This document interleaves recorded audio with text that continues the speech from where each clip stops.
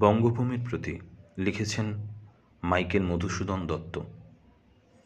রেখো মা দাসেরে মনে এ মিনতি করি পদে, সাধিতে মনের স্বাদ ঘটে যদি পরমাদ, মধুহীন করুণা গো তব মন কোকোনদে।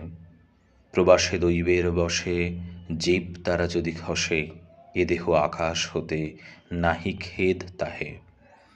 জন্মিলে মরিতে হবে, অমরকে কোথা কবে, চিরস্থির কবে নিদ হায় রে জীবন নদে। কিন্তু যদি রাখো মনে নাহিমা ডরি সমনে, মক্ষিকাও গলে না গো পড়িলে অমৃত হ্রদে। সেই ধন্য নরকুলে লোকে যারে নাহি ভুলে, মনের মন্দিরে সদা সেবে সর্বজন। কিন্তু কোন গুণ আছে যাচিব যে তব কাছে, হেন অমরতা আমি কহ গো শ্যামা জন্ম দে। তবে যদি দয়া করো ভুল দোষ গুণ ধরো, অমর করিয়া বর দেহ দাসে সুবরদে।